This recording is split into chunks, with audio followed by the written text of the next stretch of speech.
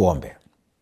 Baba yetu Mungu mtakatifu, ninakutukuza, ninakushukuru sana kwa kuwa wewe mwenyewe ni Mungu uliyetuumba sisi, na pamoja na kwamba dhambi iliingia duniani, hukutuacha sisi peke yetu, ukatutengenezea mlango wa kutokea, na bado kwa neema yako unatufundisha namna ya kuishi maisha haya. Ninaomba kwa ajili ya ndugu yangu, dada yangu, mama, baba ambaye anafuatilia kipindi hiki masaa kama haya, ukambariki. Najua kuna ambao wanatazama wakiwa ni wagonjwa, wakati wanasikiliza kipindi hiki tu wakapokea uponyaji. Kuna ambao wanasikiliza wakiwa na msongo mkubwa wa mawazo, wakati anasikiliza kipindi hiki akapate amani. Kuna ambaye anasikiliza akiwa amechoka kwa sababu ya changamoto mbalimbali, ukamwonyeshe jinsi ambavyo unaweza kumsaidia ndani ya muda mdogo wa kipindi hiki. Neema yako inatosha. Asante, maana we ni Mungu na umesikia na unakwenda kutenda zaidi ya vile tulivyotamka. Kwa jina la Yesu tumeomba na kuamini, amen.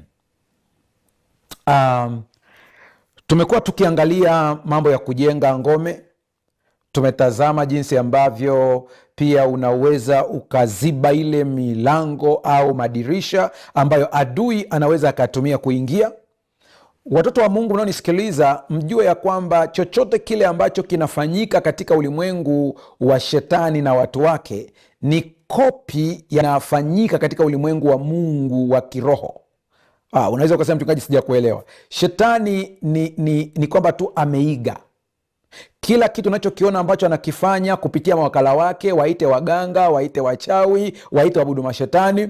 Chochote wanachofanya ni kwamba wanakopi vile vitu vya Mungu na kuvipotosha, ili baadaye ionekane kwamba shetani ndiye ambaye amefanya hayo mambo. Lakini mengine pia wanawaelekeza watu kutenda nje ya mstari ili viweze kuleta madhara. Pasta, bado sija kuelewa.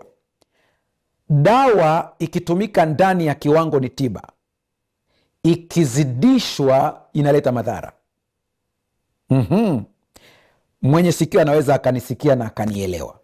Sitaki watu wafikie levo ya kumtukuza Ibilisi kana kwamba anaweza kuumba, ila ni kwamba kuna kanuni zipo tayari, anazijua, na hizi kanuni kwa sababu anazijua, anawafundisha watu wake, sio kwa nia nzuri, nitumie kinyume chetu au kinyume cha ufalme wa Mungu. Lakini sisi kwa aliyeko ndani yetu tuna nguvu kuliko yeye kwa sababu ya Kristo Yesu. Haleluya! Sikia vizuri. Unakumbuka Elisha alipokuwa anamsindikiza Eliya, wakavuka mahala fulani, watu wakapigia kelele akimwambia, unajua huyu atatwaliwa na nini? Elisha akamwambia, ndio najua, inawahusu nini? Elisha akaenda na Eliya. Wakati Eliya anaondoka, Elisha akaambiwa, ukiniona nikiondoka utapata kile ulichokiomba roho yangu mara mbili. Akawa makini kumwangalia wakati anaondoka. Alipokuwa anaondoka, kuna kitu aliachiwa vazi. Akaachiwa vazi. Lile vazi ilikuwa ni ishara ya nguvu ya kimungu, na wakati anarudi akakutana na mto ambao waliuvuka pamoja. Wakati wanavuka pamoja, anakumbuka ya kwamba walivukaje. Hii stori ya walivukaje haitaji sana kwenye Biblia, unaipata wakati anaporudi, ndipo unapata picha. Akapiga lile vazi katika mto ili apate njia ya kupita. Maji akagawanyika, akapita. Kufika kule mbele, akakutana na watu watoto wanamtania, paa wewe mwenye upaa.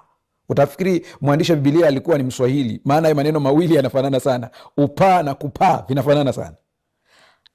Akatamka maneno. Alipotamka maneno, mnyama mkali akatoka akawala wale watoto. Unasema, pasta, haya maneno ina maana kwamba yana miujiza ndani yake? Siongelei magical words, maneno yenye miujiza au uchawi. Ninaongelea nguvu ya mamlaka iliyoko ndani. Kwa alipotamka yale maneno, mnyama mkali akaja akawararua wale watoto. Kuna watu wanajaribu kuichukulia hili tukio kama tukio la nisemeje, wanajaribu kulifanya la kiroho kiroho zaidi na kudifendi na kutetea hoja kwamba ilikuwa ni kwa ajili ya fundisho, ili lile fundisho watu wasije wakamchezea nabii hapo baadaye. Hiyo ni kujaribu kuspiritualize, lakini ukilitazama kwa jicho zuri kabisa, uliache kama lilivyo, hakuna spirituality hapo. Kuna misuse of energy, ni matumizi mabaya ya nguvu. Ndio na pause kidogo ili uendelee kuitafakari uweze kuelewa. Kama sio matumizi mabaya ya nguvu, kwa nini Yesu anakuja kuonya baadaye, barikini wala msilaani? Kwa nini? Anajua kuna nguvu iliyoko ndani. Nenda ukaangalia wakati wanafunzi wa Yesu wanapopita Samaria na Wasamaria wakagoma kumpokea Yesu. Wanafunzi wa Yesu wakapendekeza, akamwambia Yesu, tuite moto kutoka mbinguni wachome hao watu. Yesu alikataa, akamwambia hamjui roho mlionayo nyie. Lile neno lina double meaning, lina maana mbili. Cha kwanza ni kwamba nguvu iliyoko ndani nitakachokitamka kitakuwa, lakini maana nyingine ni kwamba roho ambayo unaitumia wewe kutamka hivyo hayo maneno sio roho ya huruma. Ndiweza unaambia mwana wa Adamu amekuja kuokoa. Mimi sikuja kumaliza wala sikuja kuangamiza. Nataka uendelee uweze kuona misuse of power ambayo watu wanajaribu kuispiritualize na kuichukulia kama vile ni kitu cha kiroho, lakini ni kwamba hata kama uwe mtumishi wa Mungu, kuna wakati unaweza ukatumia vibaya nguvu uliopewa na Mungu, na hicho kitu tusikihalalishe. Nenda ukatazame vizuri historia jinsi inavyoelezea siku Anania na Safira walipodanganya, wakaambiwa hamkumdanganya Petro, mmemdanganya Mungu. Kulikuwa na komandi ya Petro ilikuwa iko ndani, akafa wa kwanza. Alipokuja wapi naye, ili ujue kwamba Petro pale mwanzo alikuwa na kitu alikitamka ambacho hatuambiwi. Anaongelea tena, nawambia miguu, tazama miguu iliyokuwa imemchukua fulani inakuja na watakuchukua na wewe. Jamaa naanguka anakufa. Huwezi kuona lile tukio likirudiwa tena, maana mitume nao walikuja kujifunza kwamba hapana, hii kitu hakitaendelea. Japo kanisa lilijawa na hofu na kile kitendo, lakini njoo tumtazame Mungu ambaye nawambieni habari zake. Mungu hapendi kuabudiwa kwa hofu, anapenda kuabudiwa kwa upendo. Kwa hiyo mchungaji, unamaanisha nini? Namaanisha hivi, mzee wa kanisa uliyewekewa mikono ya uzee wa kanisa, kuna nguvu ya kimungu iko ndani yako. Itumie vizuri hiyo nguvu, usiitumie vibaya. Ukimlaani mtu inakuwa. Mama ambaye umezaa mtoto, kuna nguvu ya umama iko ndani yako, kuna nguvu ya ubaba iko ndani yako. Utakapoitumia vibaya against, kinyume na mtoto wako, anapata madhara. Ndiyo. Sikia, ukibaki katika hali ya Ukristo uliozoea ile ya zamani bila kukomaa katika ufahamu wa kiroho, ukabaki pale pale, utakuwa bado ni Mkristo mchanga. Lakini hivi tunavyojifunza kila kukicha, unaendelea kuelewa kwamba kumbe kuna vitu nimemisiuzi mwenyewe, lakini na mlaumu Mungu. Maneno kama hayo unaposikia kwamba msimwekee mikono mtu kwa haraka, kwenye mashauri ya Paulo anamaanisha vitu vingi sana. Sifa ya mzee wa kanisa na sifa ya shemasi inatajwa vizuri, zimetajwa pale, na zinapotajwa utakuta kuna kitu kimetajwa vingi. Mojawapo ni kujitawala, hisia, hasira, kwa sababu unapowekewa mikono, ile nguvu unaweza ukaitumia vibaya kabisa. Mungu atusaidie tuweze kuelewa. Sasa kwa nini nimeongea yote haya? Nahitaji kukutoa katika maisha ambayo unakuta mawakala wa adui wanakushambulia na wewe unawapa sapoti kwa kulalamika. Unawapa sapoti kwa kuelezea jinsi wanavyokushambulia sana. Unakuza upande wa adui kuliko kukuza upande wa kimungu. Kuna nguvu katika kumjadili Mungu na nguvu zake. Kuna malaika wanatumwa hapo kuja kusikiliza wanaongea hayo mambo. Kitabu cha Zekaria kimeeleza vizuri habari hiyo. Kwa sasa anza kubadilisha mtazamo wako. Sasa unapoongea na rafiki yako, acha kusimulia sana jinsi shetani alivyokupiga, jinsi mambo yalivyo. Unamuinua. Kwa nini usieleze zaidi jinsi Mungu alivyokuokoa zaidi? Sasa mchungaji, nitaelezaje bila kueleza jinsi ilivyokuwa? Ni rahisi tu. Badala ya kusema jamani, yani ni ile tunaanza biashara moto, haujakaa vizuri, sijui wakanifanyia hivi, nikaingia hasara. Unaona hiyo stori tunavyoisimulia yote, hiyo stori yote inamtukuza shetani. Sasa the same story hiyo hiyo unaweza ukaifanya kwa utukufu wa Mungu, asema jamani, Mungu ni waajabu. Unajua nini? Nilianzisha biashara Kariakoo, palipotokea ile shoti ya umeme pale, nyumba zikaungua. Ninamshukuru Mungu maana sikuwepo humo ndani. Unaona, tayari ni stori ile ile, lakini hapa inaonyesha Mungu aliyekuokoa. Haleluya! Badilisha stori, badilisha stori. Leo utajifunza kitu cha msingi sana, kichwa kinachosema kushinda mipaka ya huzuni na kupenya kiroho. Hapa kuna kitu nataka ukielewe, ndio maana nikakuanzishia dakika 10 nzima na kitu kwa ajili ya hiki, kwanza uweze kukielewa, ili tunapoenda huko uweze kuelewa vizuri mipaka iliyojengwa, watu walikuwa wanajisemeaje, watu walitambuaje, nini kilibadilika, ili uweze kupata ushindi. Mawakala wa shetani wasikutishe kwa chochote. Aliye upande wetu ni mkuu kuliko wa kwao. Jifunze kusifia ufalme wetu kuliko kuongelea ubaya wa ufalme wao. Kitabu cha Mambo ya Nyakati ya Kwanza sura ya 4 fungu la 9 na la 10, kuna somo ambalo niliongelea habari zake lililopita, lakini leo nakuja kwa staili nyingine. Biblia inasema Yabezi alikuwa mwenye heshima kuliko nduguze, na mama yake akamwita jina lake Yabezi akisema, ni kwa sababu nalimzaa kwa huzuni. Huyo Yabezi akamwita Mungu wa Israeli akisema, laiti ungenibarikia kwelikweli na kuipanua mipaka yangu, na mkono wako ungekuwa pamoja nami, na wewe ungenilinda na uovu isiwe kwa huzuni yangu. Mungu akamjalia hayo aliyoyaomba. Sasa Yabezi anatajwa kwa mafungu machache, lakini kuna mambo kadhaa ambayo utakuja kuyaangalia taratibu tunapoingia katika somo letu la siku hii ya leo. Siwezi kusahau katika huduma ya kichungaji nakutana na watu wengi, nakutana na matukio mengi. Ndio sababu wakati mwingine ninapoongea na nyie wanapenda kusema kwamba kuna wakati mi napiga magoti kumwomba Mungu, ninakosa cha kumwomba.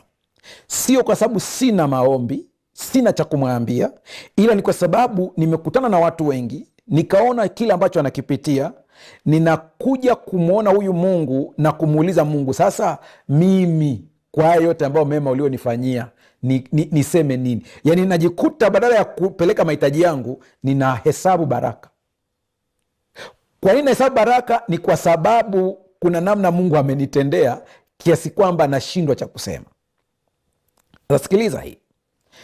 Nilikuwa na mtu mmoja ambaye Mungu alimbariki sana, na ni kati ya watu ambao walikuwa wananivutia kwa kazi kubwa ambazo wanazifanya. Ni kiongozi shupavu, akisimama akiongea na mvuto mkubwa sana, na Mungu amembariki, amepanda cheo katika nafasi aliyokuwa amepewa pale katika kampuni, akawa mkuu wa idara, kutoka cheo cha kawaida mpaka afika level ya kanda. Siku moja tumekutana naye akiwa ananiambia, Pastor, kuna jambo nahitaji niongee na wewe, tukiwa wawili ofisini. Tukaingia ofisini kwangu tukaanza kuongea, lakini alitokwa na machozi mengi sana. Ananiambia najaribu kuficha kile ambacho kinaendelea ndani yangu. Anasema anajaribu kuonyesha ya kwamba yuko vizuri, anasema lakini ndani amejawa na hofu, na wakati mwingine anahangaika. Anasema hata wakati ninashangaa hata jinsi anavyopanda vile vyeo katika ile kampuni yao. Anasema nilikuwa nashangaa sana. Sikia, anasema maneno haya, mchungaji, kila anapofanya uamuzi mkubwa wa kupanua kampuni na uwezo ule wa kazi jinsi ulivyo alipowekewa pale, anasema kila anapofikia hatua ya mafanikio ambapo watu wengine hawajui, wanaona kama vile niko vizuri, anasema nakuta kama kuna ukuta wa moto unanizuia, lakini kwa nje tulikuwa hatuoni hicho kitu. Mimi ni kati watu ambao nikiwaona nasema kwamba huyu jamaa amefanikiwa vizuri kabisa, yuko vizuri kabisa. Kwa kifupi, sikupata muda wa kufuatilia kila kitu, ila nikamshauri aende kwa mwana saikolojia mwingine ambaye ninamfahamu. Nikamwambia nenda mkakutane, na nikamwandikia vitu kadhaa pale. Akaenda wakakutana, wakaongea vizuri. Baada ya kuongea vizuri, yule mwana saikolojia akawa ananipa feedback ya mteja wangu ambaye nimemkabidhi. Akaanza kunielezea kila alichokigundua. Ni kwamba yule bwana alikuwa na mambo mengi, ni vita za utotoni alizokuwa anapambana nazo. Hebu fikiria, mtu umekuwa mtu mzima, lakini unapambana na historia za vita za utotoni, changamoto za utotoni. Wataalamu wa saikolojia kuna kitu wanaita kitaalam childhood traumas au kiwewe cha utotoni. Kuna matukio tunayapitia utotoni yanakuja kujionyesha katika utu uzima. Kwa mfano tu niseme hivi, mahusiano mengi, ndoa nyingi zinatikisika katika masuala ya mawasiliano na nini, na mpaka unashangaa, mwenzangu mbona naakti na mbona yuko hivi. Asilimia kubwa ukichunguza yale mambo, mwenzako anapitia kiwewe cha utotoni, childhood traumas, ambazo kama akipata mtu ambaye anaweza kuzichimba vizuri akazielewa na wakaanza kupambana nazo vizuri, yani kuzishughulikia, anabadilika na kuwa mtu mzuri kuliko ulivyokuwa unaweza kufikiria wewe. Yabesi aliitwa Yabesi na jina lake lilikuwa lina maana kubwa sana. Maana ya jina la Yabesi ilikuwa ni machungu. Unajua, huyu bwana ambaye naambia habari zake, napenda ninukuu maneno yake yafuatayo. Kwa wale ambao mnafuatilia online, mnafuatilia kupitia Hope Channel, mtaona maneno haya ambayo napenda sana kuweza kuyanukuu. Siku aliyozaliwa na mama yake akiwa katika msongo mkubwa wa mawazo na uchungu, alimwambia, wewe umeleta laana tu katika maisha yangu. Ulizaliwa wakati mbaya na uwepo wako ni ukumbusho wa maumivu yangu. Kisaikolojia, mkurugenzi huyu alikuwa anateseka na kile kinachoitwa imposter syndrome, hofu ya kiongozi kujiona mlaghai, akisukumwa na mtindo wa mfungamano wa hofu na kujihami, anxious avoidant attachment style. Alikuwa akitumia mafanikio makubwa ya nje kama njia ya kujihami na kuficha majeraha ya utotoni. Unaona maneno mama yake aliyomwambia wakati ameshaanza kukua hapo, ameanza kusikia, na mama yake alimwambia, wewe umeleta laana katika maisha yangu, kwa mazingira aliyozaliwa. Kwa hiyo haya maneno yalimkuwa yanamuwinda na kumsumbua siku zote za maisha yake, na ndio mpaka amekuwa mtu mkubwa kwenye kampuni, ni mkurugenzi, lakini namuwinda. Akionekana amevaa vizuri, amevaa suti, yuko vizuri, hawakujua kile ambacho anakipitia. Na huenda unanitazama sasa hivi, kuna kitu unakipitia ambacho kimekuwinda katika maisha yako. Leo nahitaji kwa jina la Yesu Kristo, tunamwomba Mungu akusaidie uweze kuondokana na hiyo hali kabisa kabisa. Haijalishi ulisemeshwa nini ukiwa mtoto, Mungu anaweza kubadilisha historia yako. Yabesi hakuwa akiomba maombi ya kijuujuu ya kupata utajiri au maarufu. Alikuwa akipambana na vifungo vya kihistoria, kiroho na kisaikolojia vinavyozuia utu wake usifike ukamilifu uliokusudiwa na muumba wake. Kila mtu ana kitu alichoumbwa kukikamilisha hapa duniani. Wewe unanitazama hapa, kuna kitu Mungu alikuumba ili uweze kufikia, lakini wakati huo kuna vitu vinakuzuia ili usifikie huko. Ndio maana leo tunahitaji uweze kupenya, uweze kuamka, uweze kufikia makusudi ya wewe kuzaliwa. Kitabu cha Mambo ya Nyakati kinapoanza kuandikwa, kinaandikwa wakati ule, ukiangalia hapo mwanzoni hapo kuna orodha ndefu sana ya majina ya watu.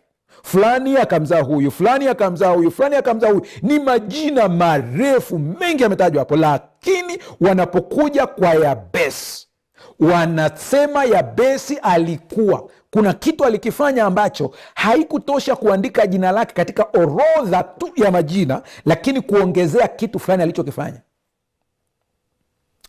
Sikiliza unayenifuatilia vizuri leo, niseme hivi: usijidharau, usijipime ubora wako kwa kuangalia watu wengine, usiangalie ubora wako kwa kuangalia ulimwengu unavyotafsiri. Kitendo cha wewe kuzaliwa, umezaliwa kuleta tofauti duniani nzuri. Anza kujikagua kuanzia sasa, uchukue hatua kama Yabesi, na ukishaanza kuchukua hatua, utaona jinsi Mungu atakavyokusaidia na utafikia yale malengo. Kwa utamaduni wa Kiebrania, jina halikuwa tu alama ya kumtambua mtu. Mara nyingi jina lilikuwa na maana ya kinabii au lilielezea hali, tabia au matarajio kuhusu maisha ya mtu. Kwa Waebrania walikuwa hawaiti tu mtu jina hivi hivi. Wanapoita jina mtu, wana lengo lao ya kwamba huyu mtu atakuwa ni kama unabii fulani, atakuwa fulani. Utasikia hata katika kuna baadhi ya majina sema huyu anaitwa fulani, mambo ya nguvu ya mwandame. Ndivyo inavyokuaga hivyo. Kwa hiyo walikuwa wana maana hizo. Sisi kule katika milima yetu ya Upareni tuna majina ya asili. Yale majina yote ukiyafuatilia vizuri unakuta yanatangaza matukio. Kama mtu alizaliwa wakati wa njaa, na wakati huo njaa ni kali, na huyu mtu aliyezaliwa ni mwanamke, wanamuita Nanza. Kama ni mwanamume wanamuita Nzota. Hii ni njaa. Kama alizaliwa akiwa yuko njiani, yani mama yake anaenda labda mahali akajifungua pale pale barabarani, kakizaliwa kama ni mtoto wa kiume wanamwita senzia, ni mtu wa njiani. Umeona hayo mambo jinsi alivyo. Kwa hiyo ilikuwa ina maana fulani. Sasa kwa Waebrania wao wakiita jina walikuwa wanamaanisha, nenda kwa Wakuria utakuta nao majina ya Kikuria hawaiti tu, lina maana. Kitwa Marwa wana maana ya kumwita hivyo. Sasa walipoita Yabesi walikuwa wana maana kabisa.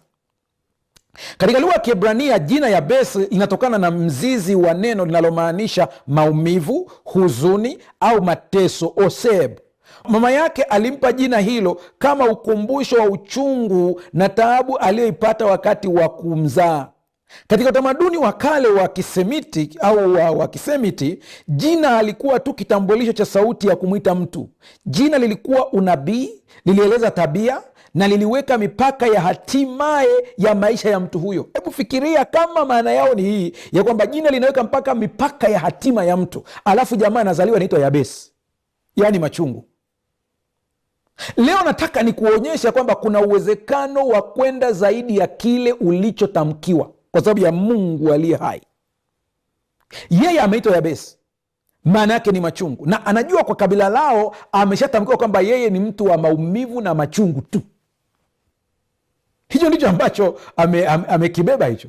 Kila wakati Yabesi alipoitwa jina lake barabarani au sokoni au mahali popote pale, alikuwa anasikia sauti ikimwambia, wewe ni wa maumivu, wewe ni mleta shida, wewe ni chanzo cha huzuni, wewe. Yabesi alikuwa kila kitu. Yabesi manake ni machungu, ndivyo anavyoitwa, machungu.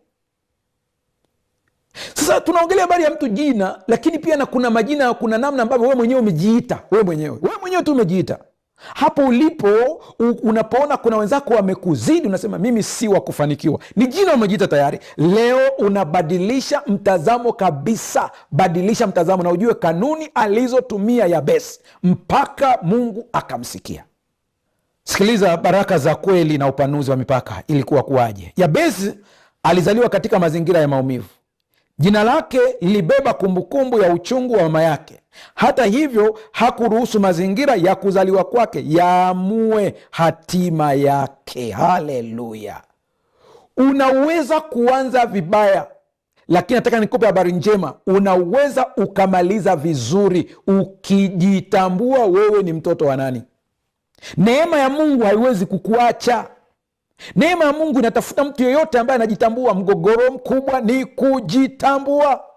Kama watoto wa Mungu wakijitambua, kuna vitu vingi sana katika maisha yao vitabadilika kabisa. Rafiki yangu unayenifuatilia, nikwambie, unaweza ukabadilisha historia yako kabisa kama tu utaelewa hiki ambacho tunakisema siku hii ya leo. Yabesi akamlingana Bwana. Hicho ndicho kitu ambacho natakiwa leo uweze kukitambua. Yabesi akamlingana Bwana. Yabesi hakuomba kijuujuu. Yabesi alijua nini cha kutamka. Sikiliza ombi lake. Yabesi alikataa kukubaliana na ukuta wa huzuni uliowekwa mbele yake na historia ya familia yake. Alichukua hatua ya kiimani na kumwita Mungu wa Israeli akisema, laiti ungenibariki kweli kweli na kuipanua mipaka yangu. Hilo ndilo ombi ambalo aliomba. Laiti ungenibariki kweli kweli. Sikiliza vizuri hilo ombi la Yabesi jinsi lilivyo. Laiti ungenibariki kweli kweli. Kwa nini Yabesi anahitaji kubarikiwa kweli kweli? Hivi ina maana kwamba kuna baraka ambayo sio ya kweli kweli? Rafiki yangu, hebu jiulize hilo swali. Ina maana ya kwamba kuna baraka ambayo sio ya kweli kweli? Hebu jiulize. Wakati mwingine kuna baraka ambazo ukizitazama ni kama vile sio za kweli kweli, kama ukiziangalia vizuri. Na Yabesi hataki baraka kidogo, anasema laiti ungenibariki kweli kweli. Kwa nini anasema ungenibariki kweli kweli? Anasema uniongezee mipaka yangu. Kumbuka tunaongelea habari ya mipaka. Kwanza kabisa, wewe unanitazama, Usikubali kufungwa na mipaka ya kibinadamu. Ujue Mungu anaweza kuongeza mipaka yako. Mungu anaweza kuongeza hodhi yako. Mungu anaweza kuongeza maeneo yako, lakini lazima ujue kwamba ni kitu gani kinakusukuma katika kuomba kuongezewa hiyo. Mungu anaweza kubadilisha hadithi yako kabisa kabisa, kutoka mtu wa maumivu hadi ukawa mtu wa furaha. Mungu anaweza kubadilisha kabisa hatima yako kabisa. Mungu anaweza. Fungu la 9, hebu angalia fungu la 9, anasema mama yake alimwita jina lake Yabesi kwa sababu alimzaa kwa huzuni. Unaona jinsi ilivyo, ameshasema kabisa. Yani hata ujio wake ni ujio ambao mama anasema ndio. Kule katika lugha ya Kiswahili kuna watoto wanaitwa siku dhani, siku. Kuna watu wanaitwa tizo. Tizo manake anaitwa tatizo. Hii ndio majina ambao walipewa na wazazi wao, kwa sababu hatujui mazingira. Lakini haijalishi umeitwa nani, haijalishi umejiita nani, leo unaposikiliza hili somo unapokea badiliko jipya, na Mungu akusaidie kabisa. Biblia inaposema mama yake alimwita jina lake Yabesi kwa sababu alimzaa kwa huzuni, cha ajabu ni kwamba mstari huu unapofuatilia vizuri, Yabesi alikuwa mwenye heshima kuliko ndugu zake wao. Mmechunguza kwamba kuna watoto fulani katika familia wakati wanapokuwa wanaonekana yani kama vile wazazi wao wanawa despise, wanachukulia kama hawafai fulani hivi, lakini wale watoto nakuta kugundua katika maisha baadaye wanakuja kufanikiwa, na ndio wengi wao, sijasema wote, wengi wao ndio wanaokuja kusaidia familia zao. Ni kwa sababu walikataa kufungwa na yale mazingira, na ukikataa kufungwa na yale mazingira usikubali kulipiza pia kisasi. Yabesi akabarikiwa kuliko ndugu zake wote. Hapa Biblia inatuonyesha tofauti kati ya kile mwanadamu anachoweza kukupatia na kile ambacho Mungu anaweza kukupatia. Mwanadamu anaweza kupatia kitu kingine, lakini Mungu anaweza kupatia kitu kilicho bora zaidi. Mama yake alimwita jina lake Yabesi, yani aliyezaliwa kwa huzuni au kwa uchungu, lakini Mungu akampa maisha yaliyojaa heshima. Haleluya! Wanadamu wanaweza kukutambulisha kwa maumivu yako, lakini Mungu anakutambulisha kwa uponyaji wako. Haleluya! Mungu atakutambulisha kwa ushindi wako. Mkumbuke Daudi, katika familia yao alikuwa mtoto mdogo kuliko wote. Alikuwa hata hana mwonekano wa kuonyesha kwamba yeye anaweza kuwa mfalme. Hata alipokuja Samueli mtumishi wa Mungu aliyetumwa pale, alichanganyikiwa alipomuona kaka yake na Daudi, akadhani ndiye Masihi, kwa sababu aliona umbo lake la mwili alivyokuwa ni mkubwa, jitu limepanda, akasema huyu ndiye Masihi wa Bwana. Mungu akamwambia usimwangalie umbo. Hii inakupa picha ya kwamba hata wakati mwingine unaweza kutamkiwa maneno ya kukatisha tamaa na watumishi wa Mungu. Kwa sababu ni mtumishi wa Mungu amekutamkia neno la kukatisha tamaa, unaweza kuliamini kwa sababu yeye ni mtumishi wa Mungu. Leo ninakuambia maneno haya uyabebe, ya kusaidie. Hata watumishi wa Mungu kuna saa wanakosea. Samueli alikosea. Alipoitwa akiwa mdogo alidhani ni Eli anamwita. Alipotumwa kwenda kumtia mafuta Masihi alidhani ya kwamba yule kaka yake na Daudi ndiye Masihi, kumbe alikuwa sio. Kwa hiyo kitendo cha kukosea inaonyesha kwamba binadamu ana mipaka yake. Kuna siku hizi watu wanapewa unabii, anaambiwa wewe utakuwa hivi na hivi. Unabii wenyewe unaopewa ni unabii ambao unakutia hofu, unabii ambao unakutawala, na kwa sababu alisema ni mtumishi wa Mungu unaingia kwenye utumwa wa woga. Nataka nikuambie, elewa, kwenye Agano Jipya sisi ni nani? Ni ukuhani wa kifalme, watu wa milki ya Mungu, taifa takatifu. Sisi tumetumwa kutangaza fadhili za yeye aliyetupenda. Hatujatumwa kutangaza anguko la watu. Ufalme wetu unashinda kila kukicha, hata kama kuna saa mtauona kama haushindi, lakini ndivyo ilivyo. Msalabani alionekana kama vile anashindwa, lakini akafufuka kutoka kwa wafu. Ndiye tunayemtumikia, haijalishi umeambiwa kitu gani. Unajua, katika lugha ya Kiebrania wakati Yabesi anaposema unibariki, katika lugha ya Kiebrania neno baraka ambalo pia linatumika kwa hata pia kwa lugha ya Kiarabu lina maana hiyo hiyo. Ni neno ambalo lina maana kubwa sana, lina maana kadhaa. Moja ni kuweka wakfu. Lina maana pia wakati mwingine kuweka wakfu lina maana pia ya kumpa mtu uwezo wa ziada. Hiyo ndio maana ya neno baraka. Sasa Yabesi alipotumia neno kweli kweli, alikuwa anatafuta baraka ya agano inayotokana kwenye chanzo cha kimbingu, sio mafanikio ya kijuujuu yanayoambatana na majivuno ya kibinadamu au hofu ya kupoteza. Roho Mtakatifu akusaidie uweze kuelewa hii sentensi. Nairudia tena. Yabesi alipotumia neno kweli kweli, alikuwa anatafuta baraka ya agano inayotoka kwenye chanzo cha kimbingu, sio mafanikio ya kijuujuu yanayoambatana na majivuno ya kibinadamu au hofu ya kupoteza. Yaani baraka za juujuu, ukitaka ujue kwamba baraka ulizonazo ni za juujuu, zina sifa zifuatazo. Moja, inakuwa na hali ya majivuno ya kibinadamu. Mtu anaonyesha kwenye social media, ona tulipokuwa hapa, ona hiki, ona nyumba ninayojenga, ona gari nilonunua, ona hiki. Zile ni majivuno ya kibinadamu. Ile baraka haitokani na Mungu, sio baraka ya kweli kweli, ni ya juu juu. Namba mbili, utakuta kwamba kila wakati unaogopa kupoteza. Hata kama ni kazi umepata, lakini unaishi kwa kihoro. Kila saa unaogopa, huenda nitapoteza, huenda itakuwa hivi. Jua kwamba hiyo sio. Yabesi anasema hii staili ya baraka mi sitaki. Sitaki baraka ambayo nakosa amani. Na mi nawambieni watu, msione kila mtu aliyefanikiwa kwa mtazamo wako wa kibinadamu ukajua ana furaha. Wengine ni baraka za juujuu, hawalali usingizi, akisikia tu kapo anaanza kushtuka. Mungu atusaidie sana ili tuweze kuelewa. Sasa sikiliza vizuri sasa. Anaposema baraka za agano, ndicho kitu ambacho nataka na ukipiga magoti uweze kukiomba. Lazima uelewe baraka za agano ni zipi. Mungu anapoongea na Ibrahimu anamwambia uzao wako nitawapa nchi hii. Hiyo ni agano. Mungu anamwambia Ibrahimu ya kwamba nitakuwa nawe. Mungu anamwambia Yakobo nitakuwa na wewe mpaka nitakapokuleta tena hapa. Hayo ni maagano, ni makubaliano. Kwa hiyo kuna baraka za agano. Baraka za agano haziangalii mimi ni mzuri na mwema kiasi gani, zinaangalia utambuzi wangu na uhusiano wangu na waliokubaliana. Wow. Pasta, bado sija kuelewa, na mi nataka unielewe vizuri hapa, nitairudia tena vizuri. Hawawi wote wana wa Ibrahimu kwa kuzaliwa na Ibrahimu, bali katika Isaka wataitwa. Maana yake ni kwamba sisi wote ni Waisraeli wa kiroho kwa sababu ya Yesu Kristo. Ndio sababu katika imani hatuna Israeli kama taifa, ila tuna Israeli kama jamii ya waumini kiroho.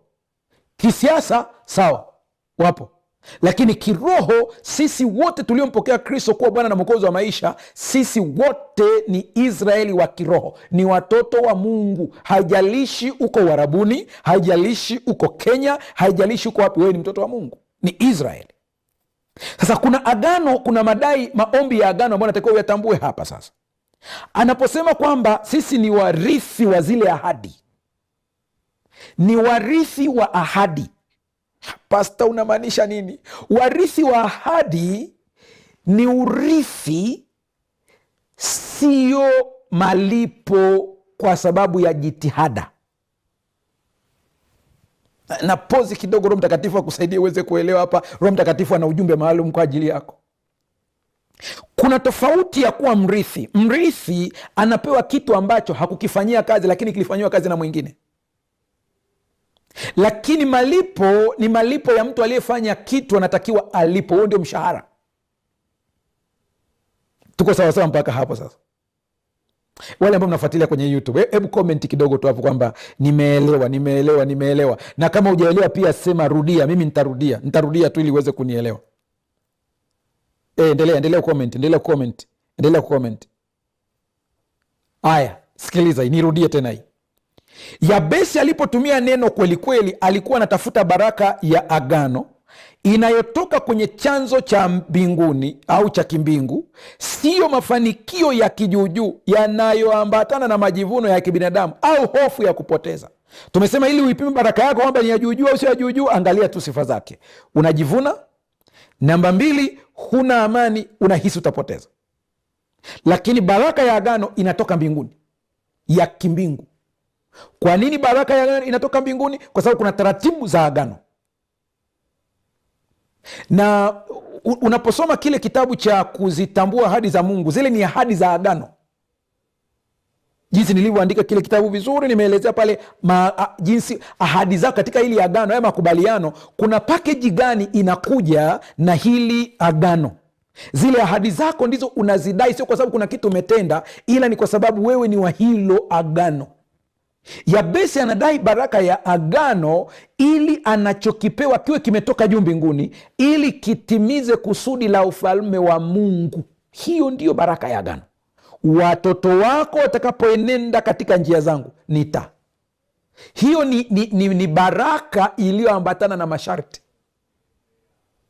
Sasa tuje katika Kristo Yesu sasa, ambayo sisi tunapata sasa kwa agano jipya. Baada ya kumpokea Kristo Yesu kuwa Bwana na Mwokozi wa maisha yako, dhambi zako zinafutwa.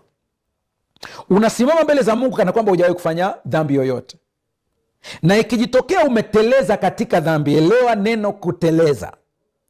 Biblia inasema, watoto wangu wadogo nawaandikia haya ili kwamba msitende dhambi. Lakini kama mtu akitenda dhambi, tunaye mwombezi kwa Baba, Yesu Kristo mwenye haki. Unaambiwa kama utakuwa umeteleza, njoo kwa Kristo haraka sana akuoshe ili uweze kuwa sawasawa. Baada ya hapo, kitabu cha Wagalatia kinaelezea vizuri ya kwamba ahadi za Mungu zinapatikana kwa imani, sio kwa vitu vinavyoonekana. Kwa unapoenda kwenye kudai ahadi, hakikisha kwamba chochote unachomwomba Mungu si kwa lengo la ubinafsi, ila ni kwa lengo la kuwa baraka kwa wanaokuzunguka na kuujenga ufalme wa Mungu. Ndiyo maana ya kweli kweli. Mungu hawezi kubariki mtu ambaye anakwenda kuharibu ufalme wake. Kwa lugha nyingine, kabla ya kuomba baraka, anza kujichunguza nia yako ya ndani kwanza ikoje. Hiyo ukishaichunguza vizuri, ukiielewa, ndipo utaelewa. Sikiliza kidogo hapa. Ombi la kupanua mipaka Gebul halikuwa tu la kumiliki ardhi kwa ajili ya ubinafsi au kulundika mali. Kwa mujibu wa mpango wa Mungu kwa Israeli, kupanuliwa kwa mipaka kulimaanisha kuwa na nafasi kubwa zaidi ya kutimiza agano la Mungu, kutoa nafasi kwa ajili ya makabila mengine na kuwa chombo cha ukombozi. Hilo ndilo lengo. Njooni, tunapoomba baraka katika hali ya kawaida, tunaomba kupanuliwa mipaka ili watu waweze kuona kwamba tuna vitu, watu waone ya kwamba tuna mali, watu waone ya kwamba na sisi tuna hiki. Lakini lengo letu sio lengo kwa ajili ya agano, sio lengo kwa ajili ya kujenga ufalme wa Mungu. Wakati mwingine Mungu anakubariki vitu na unakuwa na vitu, unakuwa na mali, unakuwa na cheo, sio ili kuinua wewe, lakini kuna watu wakutazama hivi wanasema, Mungu anatenda Bwana. Kile kitendo cha kusema Mungu anatenda, hicho ndicho Mungu anachohitaji. Maana wale watu watamwabudu Mungu wakijua uwezo wa Mungu jinsi ulivyo mkubwa. Lakini sio kwamba upewe cheo, upewe nafasi, watu waseme jamaa lile lina akili bwana, angalia jinsi ambayo limepewa hapa. Huo sio mpango wa Mungu, japokuwa wanaweza wakasema, lakini isiwe nia yako ya ndani. Nia yako iwe tofauti, wao waseme uko salama. Katika muktadha wa kiroho, adui hutumia majeraha ya kale, lebo za kijamii na historia za familia zilizovunjika ili kutuwekea mipaka ya kiroho na katika lugha ambayo nimeikosa kabisa Kiswahili chake, tunaita ni kiantropolojia au antropoloia, body soul spirit integration. Shetani anataka tuamini kwamba asili yetu iliyovunjika ndiyo inayotufafanua hatima yetu au inayofafanua hatima yetu, kitu ambacho sio.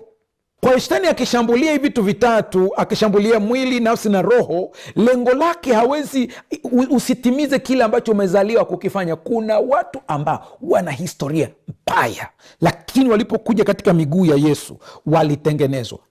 Kuna mtu anaitwa Jefta katika Biblia. Jefta alifukuzwa mpaka katika ukoo wao, walikuwa wamtaki kwa sababu alizaliwa na mama wa kambo, na walipomfukuza kabisa Jefta akaondoka zake. Jefta walikuja kumtafuta baadaye akiwa na nguvu ya ajabu sana, na akawa kama mkombozi wao. Umeona jinsi ambavyo anaanza vibaya, lakini Jefta anamaliza vizuri kabisa. Sasa sikiliza kitu kimoja hapa, nataka uweze kukipata. Kwenye gazeti naitwa Review and Herald la mwaka 1977 ukurasa wa 141, pia imeandikwa kwenye The SDA Bible Commentary volume ya 3. The important point is that God had the prayer of faith and poured some great blessing upon his faithful servant. Jambo muhimu ni kwamba Mungu alisikia sala hiyo ya imani, na akamimina baraka kubwa juu ya mtumishi wake mwaminifu. Unaposikia neno mwaminifu, ndio lizingatie sana neno mwaminifu. Mwaminifu maana yake ni nini hapa? Anaongelea ile nia safi ya Yabesi ya ndani, ndiyo iliyosababisha aweze kujibiwa. Nataka nikuambie unanitazama, kabla ya kusema Mungu nibariki, chunguza nia yako ya ndani kwanza. Nia yako, nini kinachokusukuma? Maombi ya Yabesi yanadhihirisha imani thabiti iliyoinuka juu ya taratibu za kawaida za maisha ya uamuzi wa kimazingira. Yabesi alitambua kuwa Mungu wa agano ana uwezo wa kubadilisha laana ya mwanzo wa kibinadamu na kuleta ufanisi wa kiungu unaovunja nguvu zote za giza zinazomzuia mwanadamu. Unayenitazama sasa hivi, achana na habari za kusema tunatokea familia yenye laana. Achana na habari za kusema kwetu kuna laana, hii nimeona ndio maana hasiinuki. Wewe unaongea historia za zamani. Umeshampokea Yesu, wewe sio hao tena. Wewe umeshabadilika kabisa kabisa. Wewe unatakiwa ombi kama la Yabesi, Mungu niongezee mipaka yangu. Acha kukaa na kuomboleza na kuhuzunika, toka nje ya hapo. Mungu anaweza kubadilisha mfumo kabisa, mpaka ukashangaa kabisa na maisha yako, jinsi ambavyo Mungu anaweza akabadilisha. Sikiliza rafiki yangu naye nitazama sasa hivi, Mungu anasikia kilio cha maskini. Ndiye Mungu tunayemtumikia. Tunamtumikia Mungu anayesikia ombi la mtu aliyekataliwa. Ndiye Mungu tunayemtumikia. Amini sasa, acha kujiwekea lebo. Mungu anaamini, anasikiliza maombi ya mtu ambaye anaomba kutoka moyoni. Omba kutokea moyoni, sio juujuu. Mungu anasikiliza maombi ya moyo uliovunjika ambao umedharaulika. Mungu anaposikia yote haya, Mungu anajibu kwa hekima yake.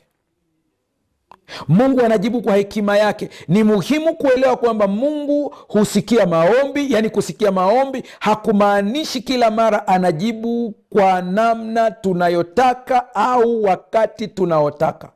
Wakati mwingine Mungu hutupatia tulichokiomba. Kuna wakati pia Mungu hutoa kilicho bora zaidi ya kile tulichokiomba. Mungu hutubadilisha sisi badala ya kubadilisha mazingira. Uzingatie tena hicho kingine.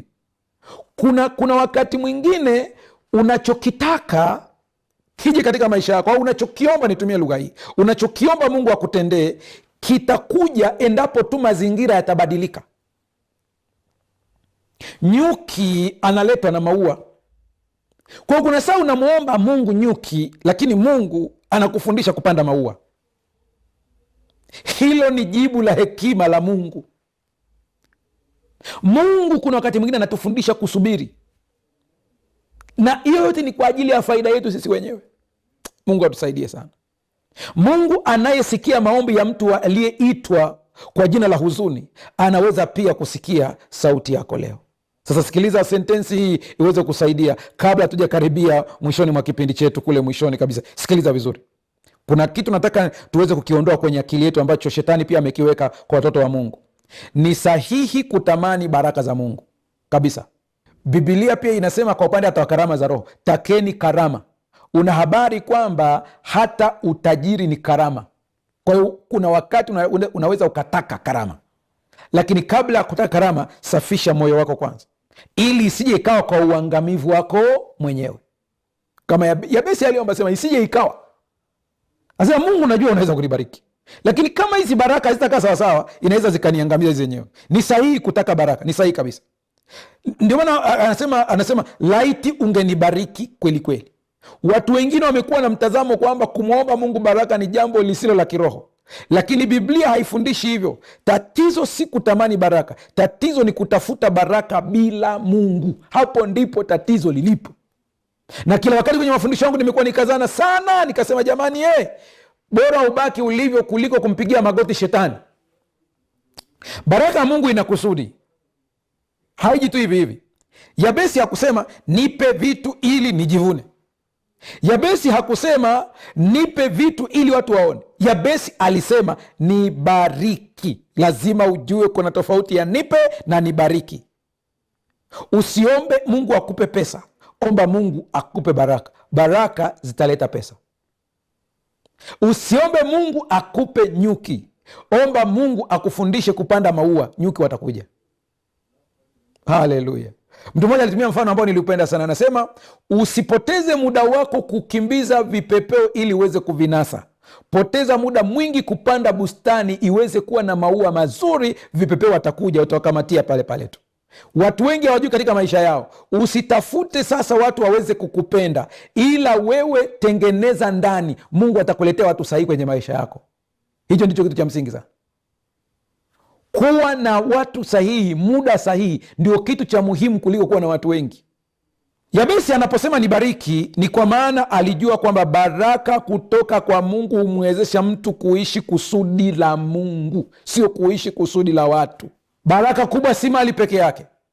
Baraka za Mungu zinahusisha hekima, zinahusisha afya ya kiroho, zinahusisha uwezo wa kusaidia wengine, zinahusisha amani, zinahusisha ulinzi, zinahusisha uhusiano mzuri na Mungu.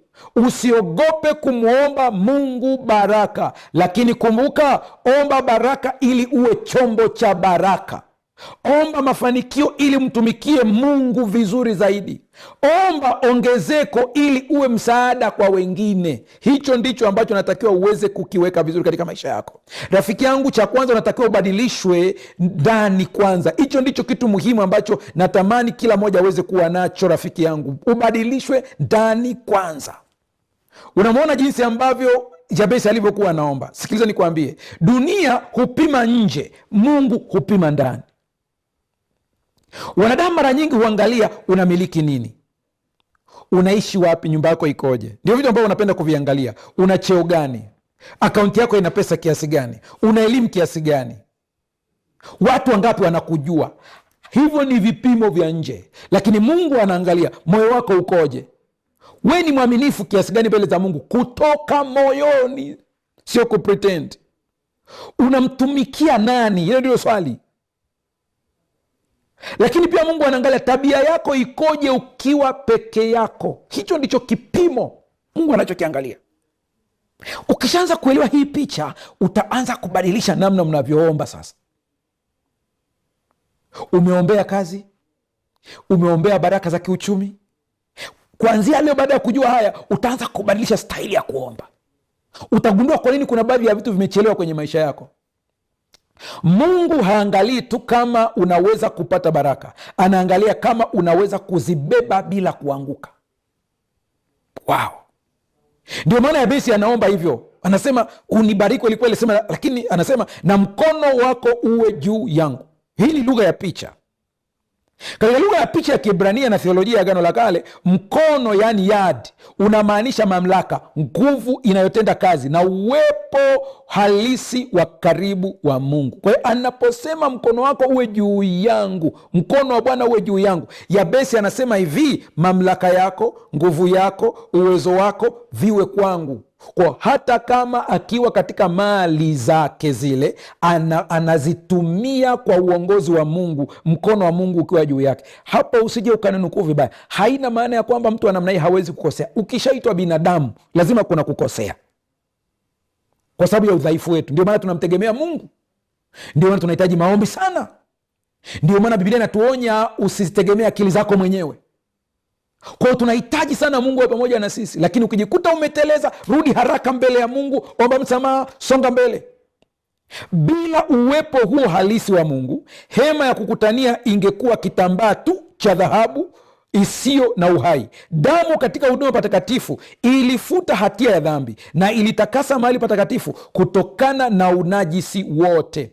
Vivyo hivyo katika vita ya kiroho, kazi ya Kristo katika awamu ya mwisho ya upatanisho inalenga kutakasa dhamiri, utambulisho na kumbukumbu zetu za kale, Waebrania 9:14, kutokana na alama za adui.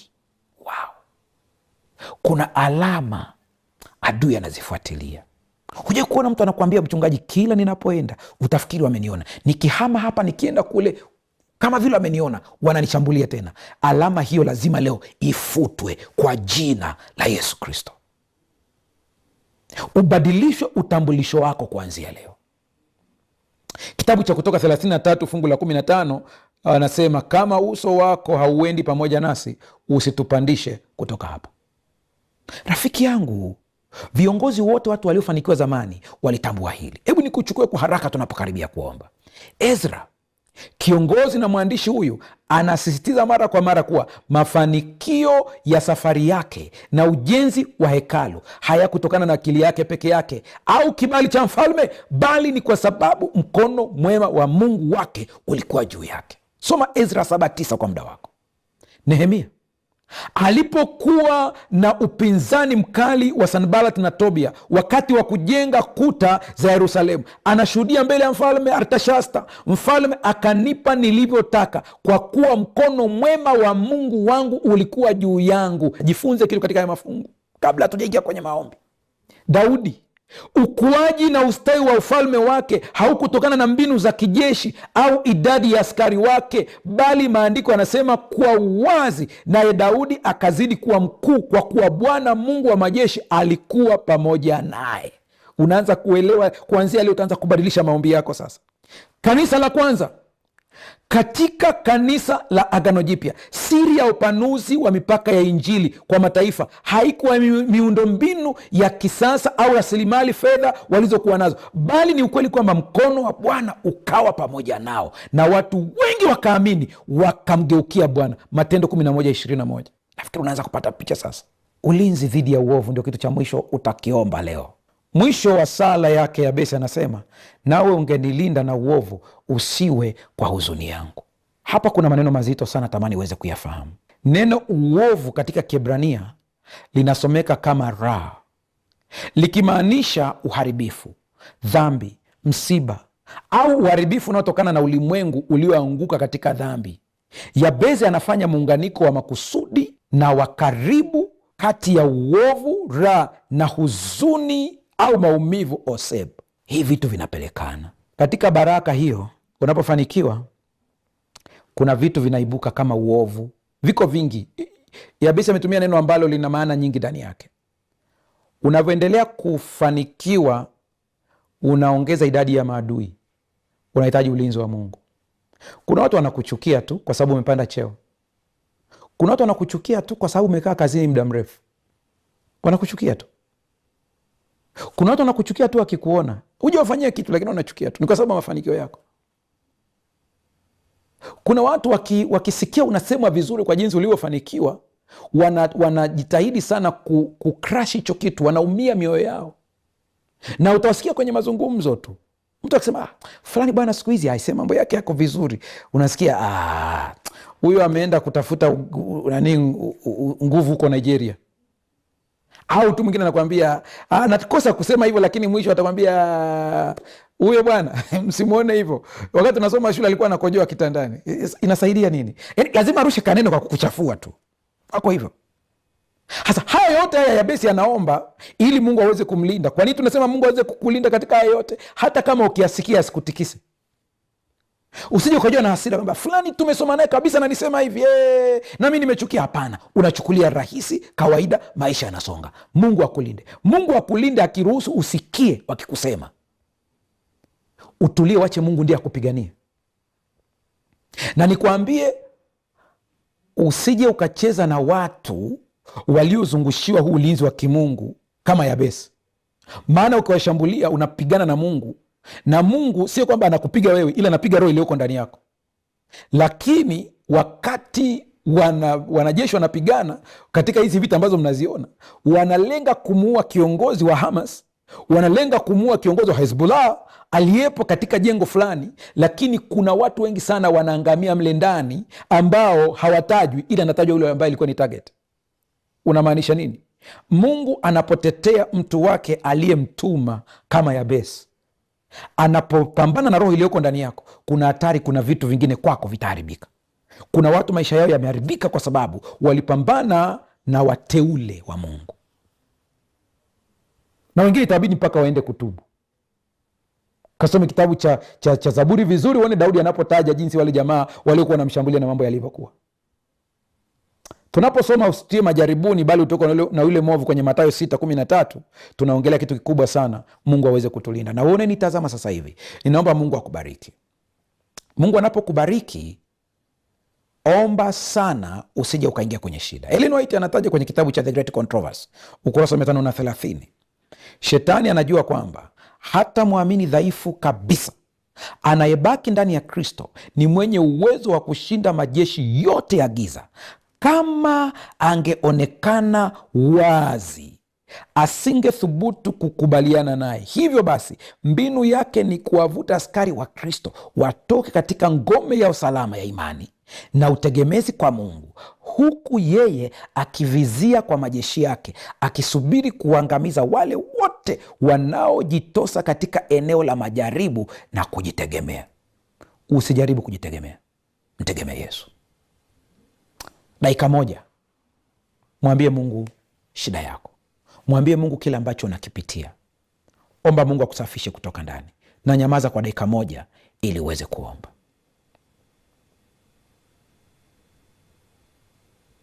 Endelea kuomba, endelea kuomba, endelea kuomba, endelea kuomba, endelea kutuma maombi yako kupitia namba hiyo ambayo inapita hapo. Kwa wale ambao mnahitaji kutuma maombi, tutawaombea pia. Baba, katika jina la Yesu, ninakushukuru kwa siku hii ya leo.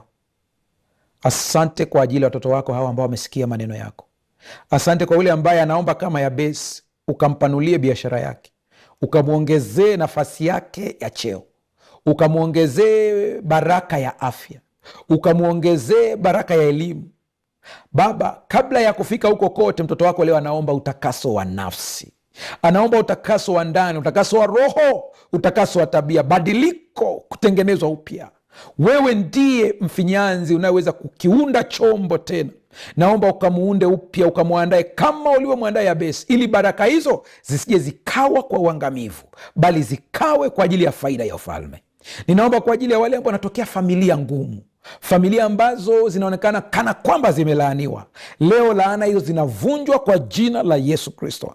Ninaomba kwa ajili ya wale ambao shetani ametumia majeraha ya kale kuwarudisha nyuma, kuanzia sasa wakapate ujasiri kama Yabesi na kusonga mbele. Ninaomba kwa ajili ya wale ambao shetani ameweka lebo kwao, ameweka alama kwao, alama hizo ziondoke kwa jina la Yesu Kristo, wakafunika kwa damu ya Kristo Yesu. Kila adui anapojaribu kuwatazama, akaone nuru ya Kristo ikiwa inang'aa. Watoto wako wakaja na shuhuda kwa jinsi ulivyowabariki. Wanaochimba dhahabu, ukawashushie neema yako. Panua mipaka yao Baba, ninakusii mashimo yao yakatoe na wakaone baraka ya ajabu. Wale wanaofanya biashara wa madukani, ukawasaidie. Wanaofanya biashara katika masoko mbalimbali, nchi mbalimbali, wa kila moja na kazi uliompatia, neema uliompatia, baraka ya Yabesi ikawe juu yao. Nami nakutamkia unasikiliza, baraka ya Yabesi ikawe juu yako. Ukaendelee kumtumainia Bwana na kumtumikia yeye siku zote. Kwa jina la Yesu tumeomba na kuamini, amen.